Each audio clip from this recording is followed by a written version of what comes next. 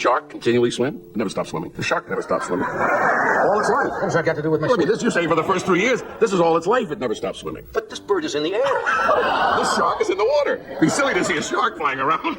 Wait a minute, I can't even see the logic of this. Shocking footage you've never seen before. Johnny Carson's most insane meltdowns caught on live TV. Watch the king of late night completely lose control in ways that will leave you speechless. One guest made Carson cry on national television. Another incident was so outrageous it broke the internet before the internet existed. Carson's most embarrassing moment will make your jaw drop. Plus, the controversial comment that almost destroyed his career and left America divided. Carson's cigarette box! Oh, I broke his box! I broke Carson's cigarette box! For 30 years, Johnny Carson was the undisputed king of American late-night television. Every weeknight, millions of viewers invited him into their living rooms through The Tonight Show, where he presented a carefully crafted image of cool professionalism and unshakable composure. Carson had built his reputation on being prepared for anything, the ultimate television professional who could handle any situation with his trademark wit and timing. But even the most controlled performer in television history had moments when everything fell apart, times when his famous composure cracked completely, leaving him helpless with laughter, visibly moved, or scrambling to maintain control of his own show. These unscripted moments became some of the most memorable in television history, revealing the human being behind the polished persona. Tonight we're looking at the times when Carson's carefully managed world descended into beautiful chaos. These are the moments that couldn't be planned, rehearsed, or controlled. The instances when live television proved that anything could happen, and often did. Our first story takes us back to April 1965, when a routine demonstration turned into perhaps the most legendary laughing fit in television history. Ed Ames, who played Mingo on the popular Western series Daniel Boone, had come on The Tonight Show to demonstrate his character's skill with a tomahawk. It was supposed to be a straightforward segment about frontier weaponry and the techniques used on his television show. The setup was simple enough. A wooden silhouette of a cowboy had been brought onto the stage as a target, and Ames prepared to show viewers the proper way to throw a tomahawk.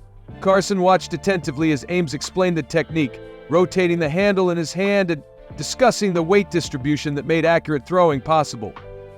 What happened next created a moment that would be replayed for decades. Ames drew back and released the tomahawk with what appeared to be perfect form. The weapon sailed through the air and struck the wooden target with a solid thud. The throw was accurate, but not in the way anyone had intended. The tomahawk had landed squarely between the wooden figure's legs, creating an unintentionally suggestive image that sent the studio audience into immediate hysterics. But it was Carson's reaction that transformed a funny accident into television legend. Instead of his usual quick quip or smooth transition to the next topic, Carson simply lost control. He doubled over in his chair, tears streaming down his face, completely unable to speak. The laughter was so intense and genuine that it became contagious, spreading through the studio audience and crew. For nearly 3 minutes, Carson remained helpless with laughter while the camera stayed on him. In television terms, 3 minutes is an eternity, especially when the host is unable to speak or move the show forward. Yet somehow, the extended silence, filled only with Carson's uncontrollable laughter, became one of the most engaging moments in the show's history. When Carson finally managed to catch his breath enough to speak, he delivered what many consider the perfect spontaneous punchline. Looking at the tomahawk's placement on the wooden target, he gasped out, "I didn't even know you were Jewish!" The line sent both the audience and Ames into fresh waves of laughter, proving that even in completely unplanned moments, Carson's comedic instincts remained sharp.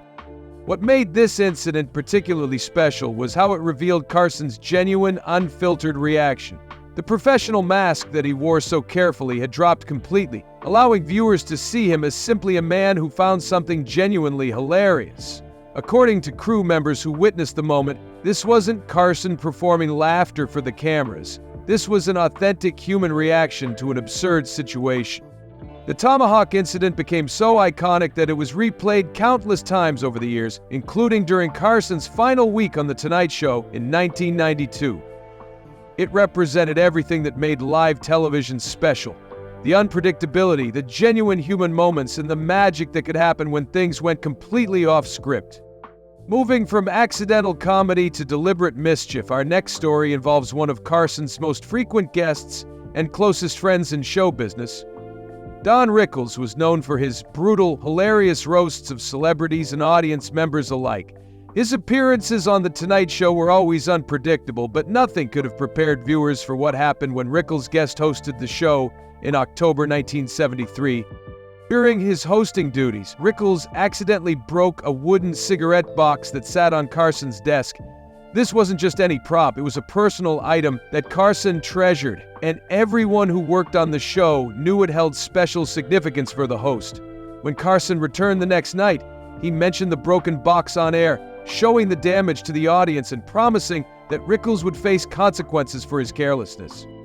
What form those consequences might take remained unclear until several months later, when Carson learned that Rickles was filming his television sitcom See-Po Sharky on a nearby NBC soundstage.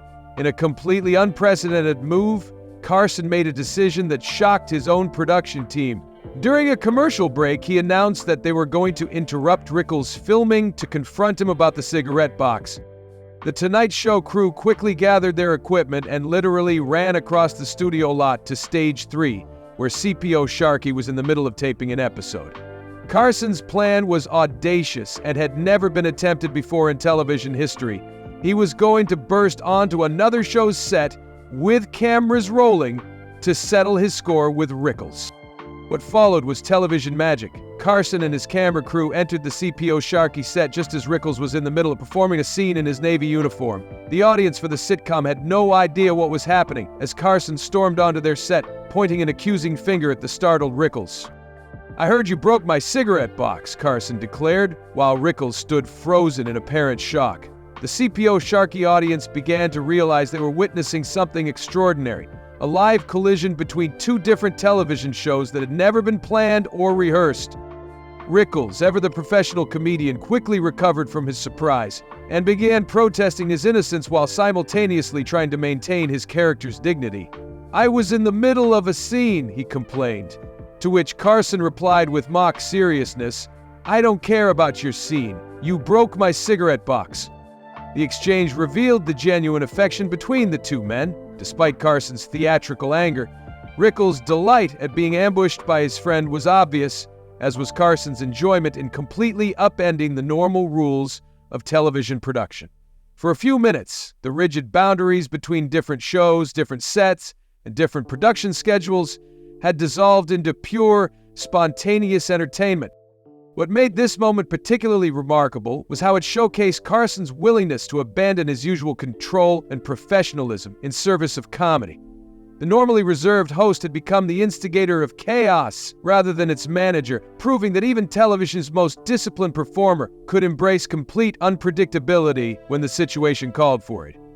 Sir, to tell the incident became an immediate classic, replayed countless times and remembered as one of the most spontaneous moments in Carson's 3 decades on television. It demonstrated that the best television often happened, not when everything went according to plan, but when performers were willing to throw the plan away entirely and see what happened next. These opening moments set the stage for a collection of incidents that would define Carson's legacy not just as a skilled host, but as someone willing to let his humanity show through the cracks in his professional facade. The Tomahawk incident and the Rickles ambush represent the kind of magic that could only happen in live television, when real people interacted with real situations in ways that no script could ever capture. The third moment that left Carson completely speechless came during one of his final shows.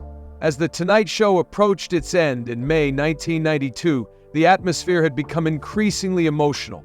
Carson had announced his retirement, and after 30 years of nightly television, everyone knew they were witnessing the end of an era. The penultimate show was scheduled to feature Robin Williams and Bette Midler, 2 performers who had appeared countless times over the years and had developed genuine friendships with Carson.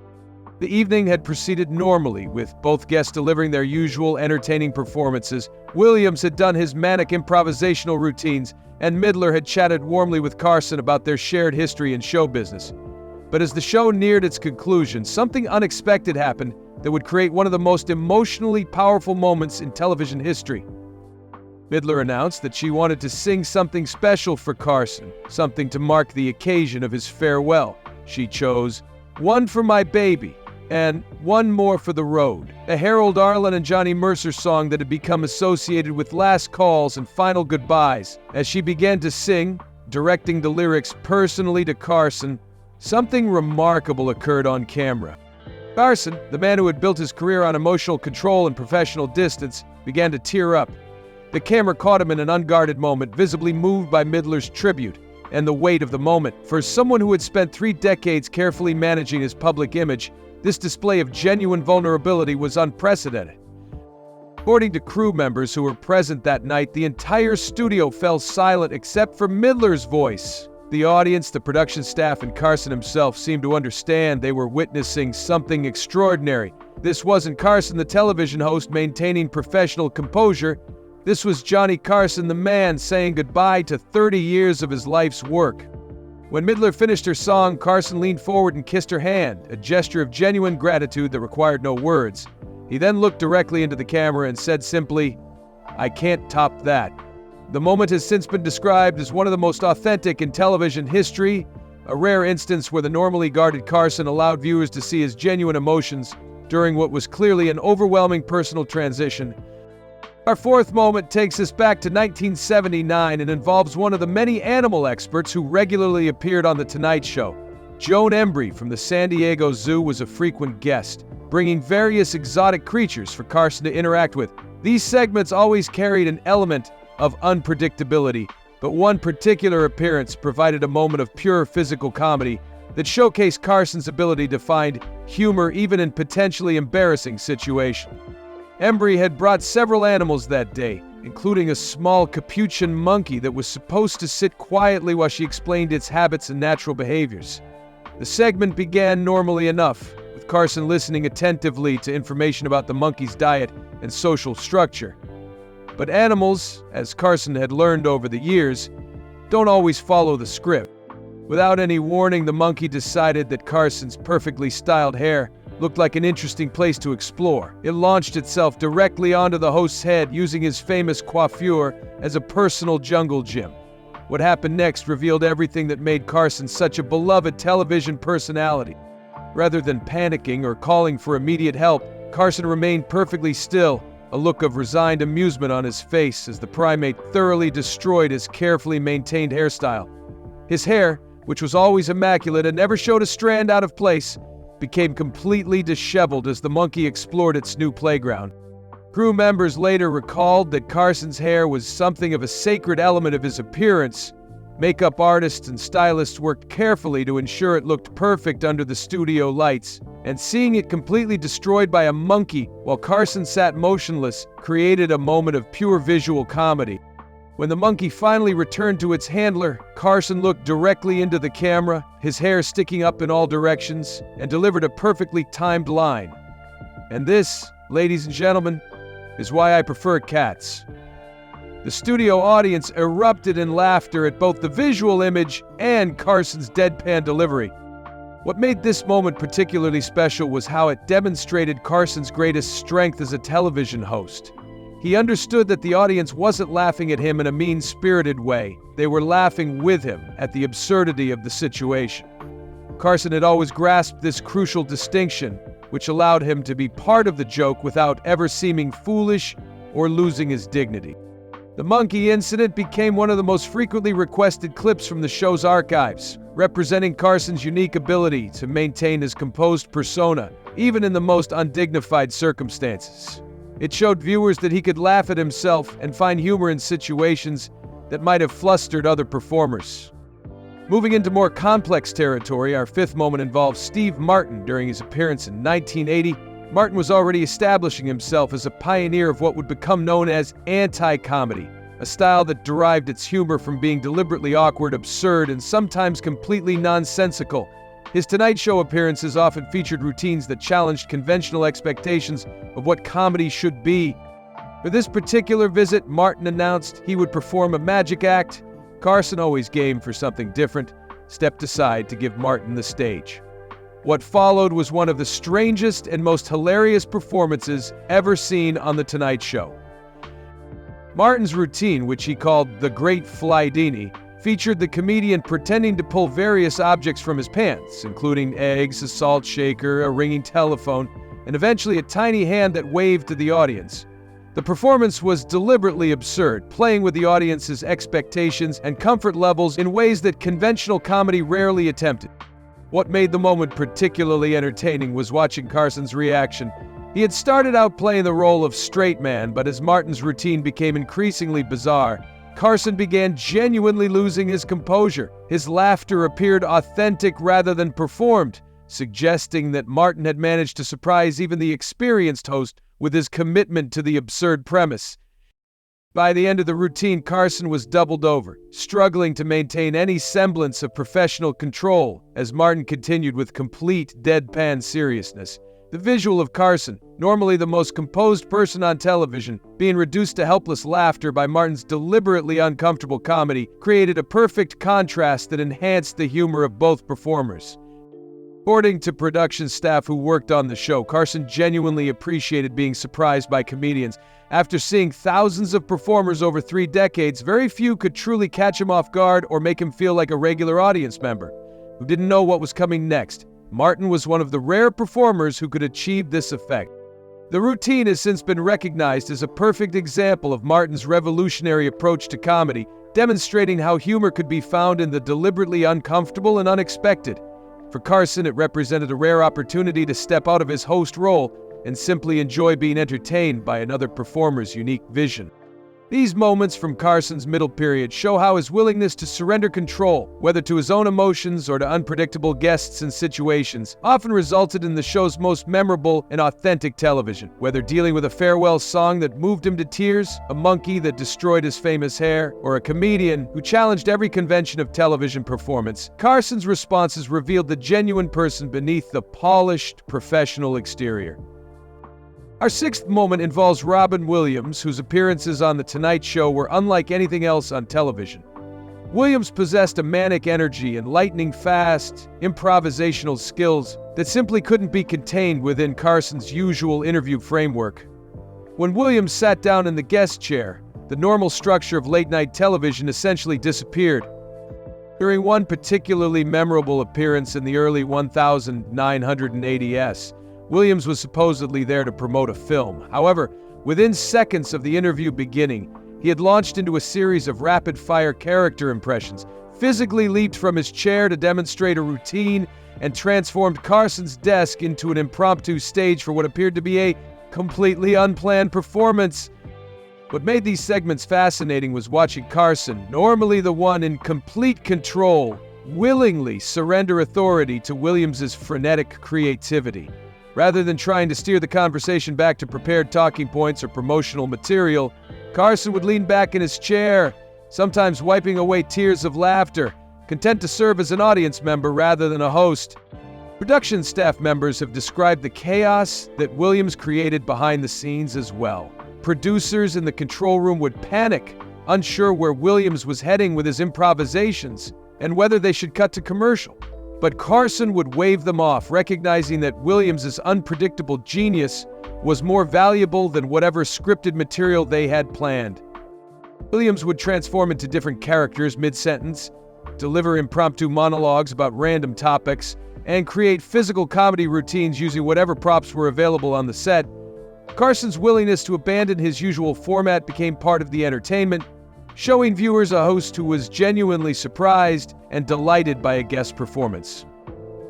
According to those who worked on the show, Carson actually prepared audiences before Williams appeared, essentially warning them to expect the unexpected. This was one of the few instances where Carson acknowledged that his normal interview structure might not apply, a recognition of Williams' singular ability to create spontaneous entertainment. The 7th moment takes us into more controversial territory and involves Don Rickles facing off against Frank Sinatra. When Sinatra appeared on The Tonight Show in 1976, he carried with him the aura of untouchable celebrity that had made him a legend and had made many comedians wary of including him in their act. Sinatra's connections and reputation for having a quick temper were well known throughout Hollywood. Rickles, however, was not intimidated by anyone's reputation.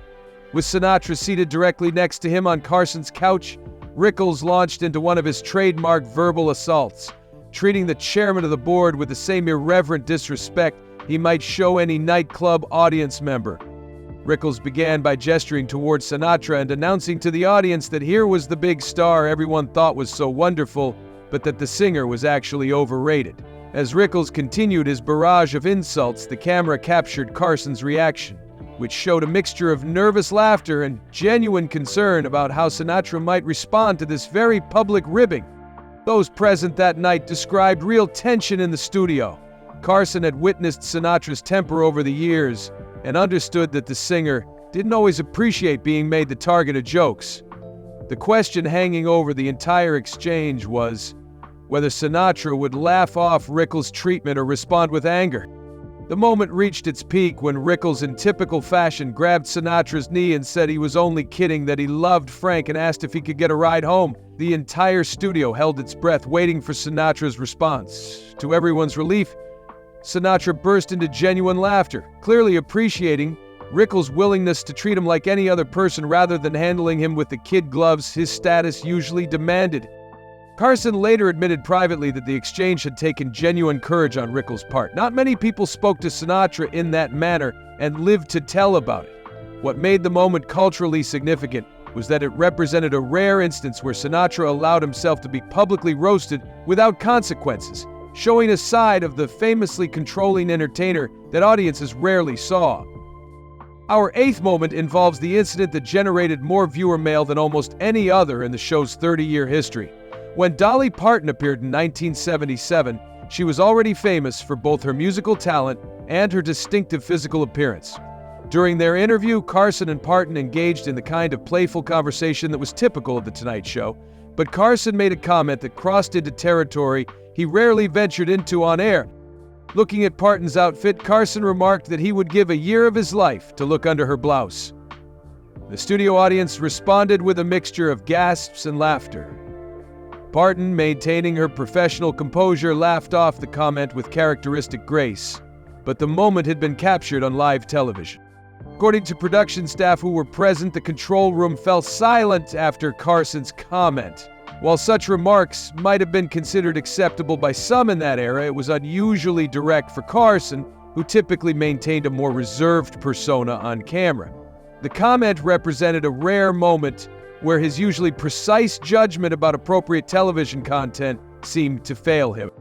The incident generated an enormous response from viewers. Some found Carson's comment refreshingly honest and appreciated his willingness to say what others might have been thinking. Others criticized it as inappropriate and disrespectful. Regardless of Parton's good-natured response, the controversy highlighted changing standards in television and public discourse about what was acceptable to say on national television. What made this moment particularly significant was how it revealed evolving cultural attitudes about celebrity interactions and gender dynamics. What might have passed without major comment in earlier decades was now becoming subject to greater scrutiny, reflecting broader social changes that would continue to accelerate in following years. Parton herself never expressed public offense at the comment and later said she took it as a compliment. However, the incident remained controversial and became one of the most frequently discussed moments from Carson's entire tenure, representing a case where his normally impeccable sense of television boundaries temporarily deserted him. Our ninth moment brings us to one of the more uncomfortable recurring situations during Carson's later years. Bob Hope had been one of America's most beloved entertainers, with a career spanning multiple decades and different media. His early appearances on The Tonight Show had been highlights, showcasing his legendary wit and timing. However, by the 1980s, a troubling pattern had developed in Hope's appearances. Hope, then in his late 70s and early 80s, would arrive with material that felt dated and disconnected from contemporary audiences. He would often read jokes from cards, seeming somewhat detached from the audience's lukewarm responses. What made these segments particularly difficult was watching Carson, himself a master of comedy timing, forced to maintain professional courtesy while Hope's material failed to connect. Production staff from this period described Carson's private frustration with these appearances. While he maintained complete professionalism on camera, backstage he would express concern about Hope's apparent inability to adapt his material or recognize when his jokes weren't landing with the audience. The most uncomfortable of these appearances occurred in the mid-1900 AD, when Hope arrived with a set of jokes about current events that felt stale and out of touch. As Hope continued reading from his cards, seemingly unaware of the tepid audience response, Carson's expressions told the real story. His smile became increasingly strained, and he would loosen his tie and glance toward Ed McMahon, subtle signals that things weren't going well, but that he intended to maintain professionalism.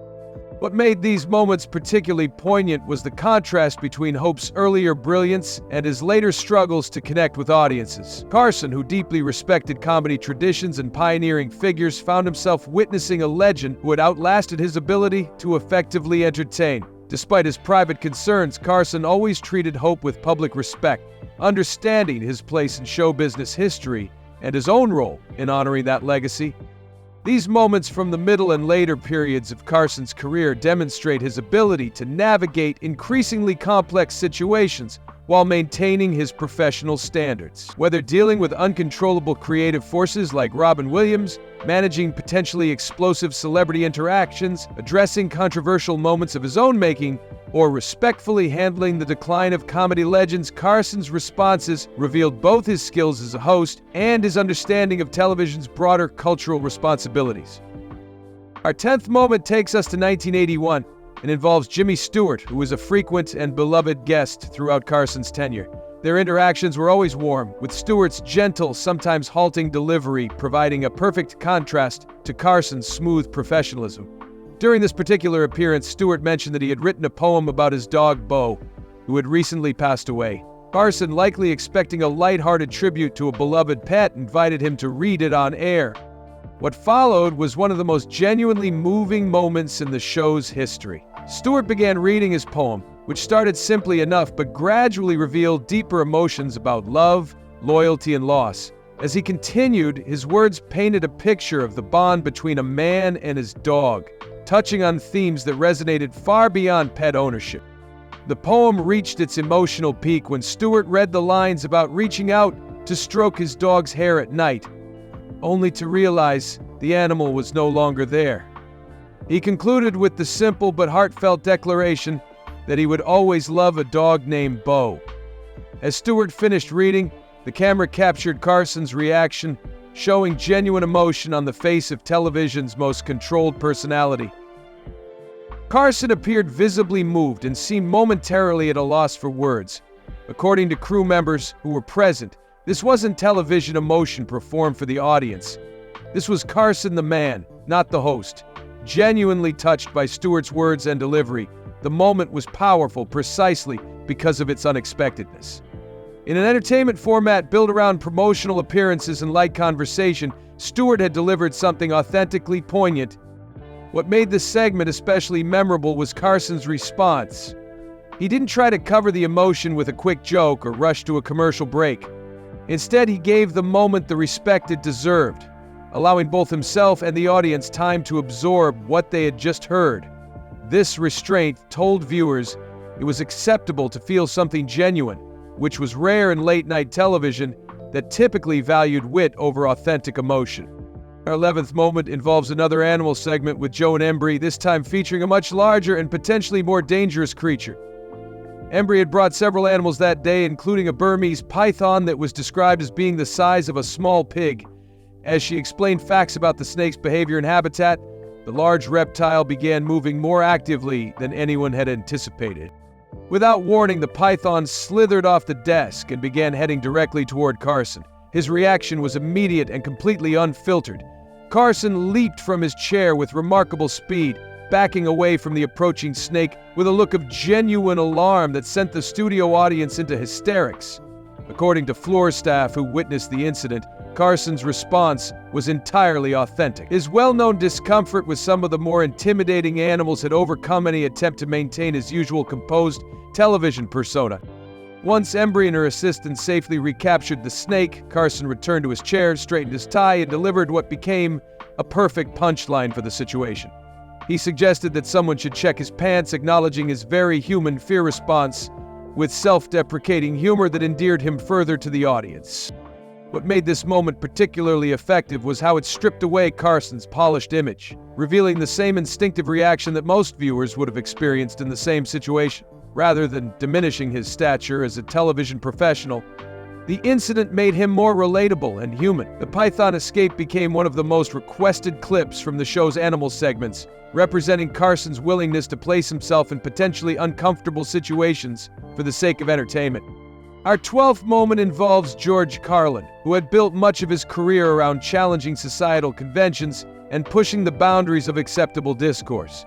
His appearances on The Tonight Show required careful navigation, allowing Carlin to express his perspective while respecting network content standards. During a 1983 appearance, Carlin delivered what seemed to be a routine monologue about everyday observations, but embedded within it was a subtle critique of television censorship itself.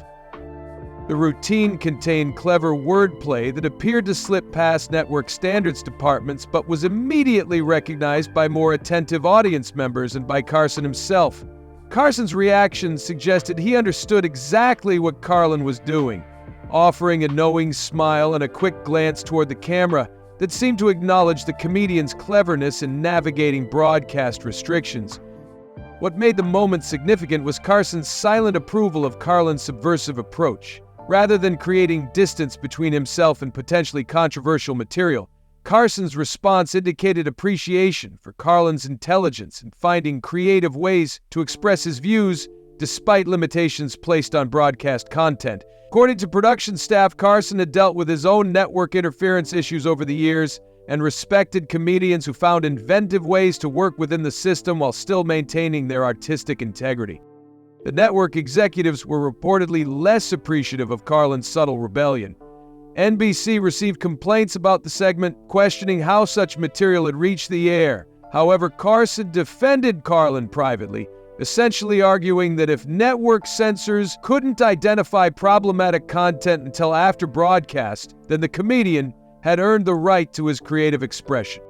Our 13th moment features Dean Martin, whose public persona was built around the image of a charming, slightly intoxicated performer who could deliver perfectly timed jokes while appearing to be somewhat under the influence. During a memorable appearance in the 1970s, Martin seemed to embrace this persona more enthusiastically than usual, slurring words, missing his chair when attempting to sit, and delivering punchlines with the exaggerated precision of someone working hard to appear coherent. The audience responded enthusiastically to what they perceived as an authentic glimpse of Dean Martin's party lifestyle. Martin's performance that night included attempting to tell a story about a golf game, losing his train of thought mid-anecdote, looking confused for a moment, then simply shrugging and declaring that it wasn't a funny story anyway. This apparent moment of alcohol-induced honesty sent the audience into laughter. What made Martin's appearance particularly interesting was Carson's response. Rather than trying to manage or contain Martin's behavior, Carson became his straight man, setting up situations that allowed the seemingly intoxicated performer to deliver increasingly outrageous responses. Carson understood that audiences enjoyed Martin's party persona and gave him the platform to perform it fully. According to those who worked with both men, Martin's drunk act was largely performance, or at least a greatly exaggerated version of reality. Carson recognized this and understood that the persona was part of Martin's entertainment value. The brilliance of Martin's approach was that audiences were never entirely certain how much was genuine and how much was theatrical, creating an unpredictable energy that made his appearances memorable. Our 14th moment involves one of the most predictable elements of The Tonight Show being completely disrupted in spectacular fashion. Carson's nightly monologue was a television institution, delivered with reliable consistency for 3 decades. This predictability made it all the more surprising when Don Rickles, scheduled to appear later in the show, began heckling Carson loudly from backstage during the monologue.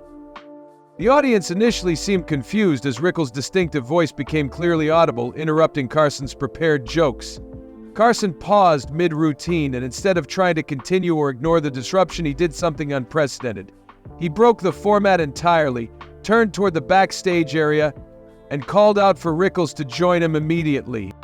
This moment was completely unplanned. Rickles was supposed to wait quietly backstage like any other guest before his scheduled segment. Carson's decision to abandon his monologue entirely and bring Rickles out early represented a complete departure from the show's careful structure. When Rickles emerged, feigning innocence but clearly delighted at having disrupted the proceedings, Carson brought him directly to the guest chair, throwing away whatever material remained in his prepared monologue. What made this incident particularly revealing was how it showed Carson's willingness to sacrifice his own carefully prepared content when something more spontaneously entertaining presented itself. Rather than maintaining rigid adherence to the show's format, he recognized that the unexpected interaction would provide better television than whatever jokes remained in his script. Our 15th moment showcases Sammy Davis Jr., one of the most versatile entertainers in show business history. During a 1,970th appearance, a casual conversation about fellow performers suddenly transformed into an extraordinary display of Davis's legendary mimicry skills. In less than a minute, Davis seamlessly transformed into Frank Sinatra, Jerry Lewis, and Jimmy Stewart, capturing not only their voices but their distinctive physical mannerisms with remarkable accuracy. Carson's reaction revealed his genuine appreciation for Davis's abilities. As someone who had been a performer himself, Carson understood exactly how difficult it was to capture another entertainer's essence so completely, and to switch between different personalities with no preparation time. According to crew members, Carson was experiencing the same amazement as the audience, watching a master craftsman demonstrate skills that seemed almost supernatural in their precision. What made Davis's performance particularly impressive was its spontaneous nature. Unlike prepared segments, where guests would arrive with rehearsed material, this impression sequence emerged naturally from their conversation, showcasing Davis's ability to access his vast repertoire of voices and characterizations instantaneously. Our final moment takes us to the mid-1980s, when Arnold Schwarzenegger appeared to promote his latest film. While promotional appearances typically followed predictable patterns, Schwarzenegger decided to inject unexpected humor into the proceedings. When Carson asked his first question, Schwarzenegger responded with a lengthy answer, delivered entirely in German, leaving both Carson and most of the audience completely confused about what was happening. As Schwarzenegger continued speaking earnestly in his native language, Carson's confusion appeared genuine. However, instead of becoming flustered or trying to regain control of the situation, Carson leaned into the absurdity. He began responding as if he understood perfectly, nodding thoughtfully and occasionally contributing his own nonsensical, German-sounding words. After several minutes of this linguistic comedy, Schwarzenegger finally broke character, laughed, and switched to English, explaining that he had wanted to see how Carson would handle such an unexpected situation. What made the segment successful was Carson's willingness to become a partner in Schwarzenegger's prank, rather than shutting it down or asserting his authority as host. The moment demonstrated both Schwarzenegger's underappreciated comedic instincts and Carson's remarkable ability to find humor in potentially awkward situations. Rather than maintaining rigid control over his show's direction, Carson temporarily surrendered authority, allowing himself to become part of Schwarzenegger's improvised comedy routine. These final moments from Carson's career demonstrate his evolution as a performer and his willingness to embrace spontaneity over structure when the situation warranted it. Whether dealing with genuine emotion, authentic fear, subtle rebellion, theatrical personas, format disruption, extraordinary talent, or linguistic confusion, Carson's responses showed a host who had learned that the best television often emerged not from careful planning, but from the courage to let unexpected moments develop naturally.